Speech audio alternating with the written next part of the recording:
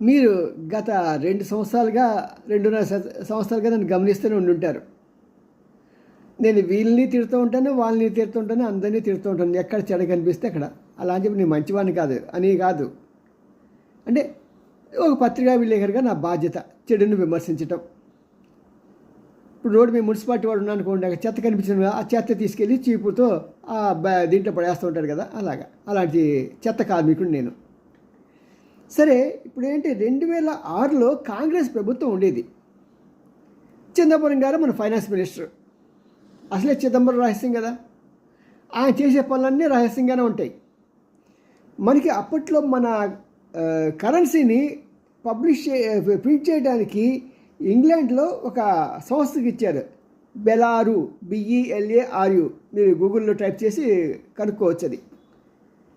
సరే, ఇచ్చి మాకు ఇలాగ 100 రూపాయల నోట్లు ఇది కావాలి, 500 రూపాయల నోట్లు ఇలా కావాలి, అలాగ రకరకాల మన రిక్వైర్మెంట్ ఏమిటి. RBI దీని ప్రకారం ఆయనను, ఆ తర్వాత ఆయన అరవింద్ అనే ఆయన, ఇద్దరు కలిసి ఫైనాన్షియల్ సెక్రటరీ అన్నమాట, ఇద్దరు కలిసి వెళ్ళారు, ఆర్డర్ ఇచ్చారు, బాగుంది, బేష్.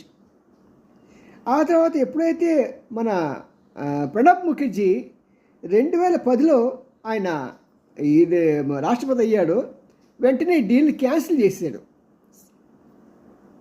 ఎందుకంటే అప్పటికే దీంట్లో అవకతవకలు జరుగుతున్నాయి. మనం ఎప్పుడైతే ఈ డీల్ని ఆ కంపెనీకి ఇచ్చామో, వెంటనే పాకిస్తాన్ కూడా వాళ్ళ కరెన్సీని అక్కడే ముద్రిస్తున్నది.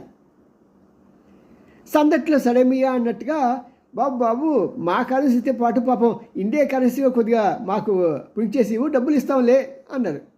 ఇంగ్లాండ్ దొరకేం కావాలి, డబ్బులే కదా, ఓకే నువ్వు డబ్బులు ఇస్తాను, నాకేం కొట్టే అన్నాడు. కావాల్సి నీకు ఓవర్ టైం పని ఇస్తాను వర్కర్స్కి. అలాగే వాళ్ళు కొట్టేశారు.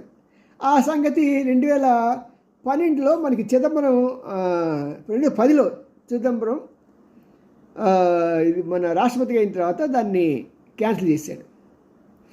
ఆ తర్వాత ఏంటంటే 2012లో చిదంబరం మళ్ళీ ఫైనాన్స్ మినిస్టర్ అయ్యాడు, మన కర్మకాలి.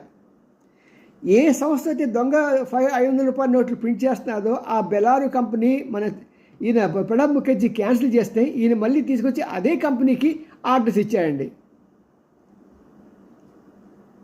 చిదంబరం గారు, దీని వెనక ఉన్న చిదంబరం రహస్యం ఏంటండి బాబు, మాకు అర్థం కావట్లేదు.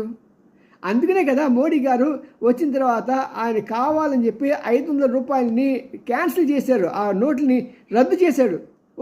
గోల పెట్టారు కాంగ్రెస్ ప్రభుత్వం వాళ్ళు.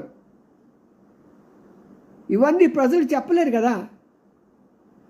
మళ్ళీ వాళ్ళ మీద తిరుగుబాటు, ఇప్పటికే పార్లమెంట్లో జరగకుండా గొడవలు చేసిన విమర్శన చేస్తున్నారు. ఇది సత్యం.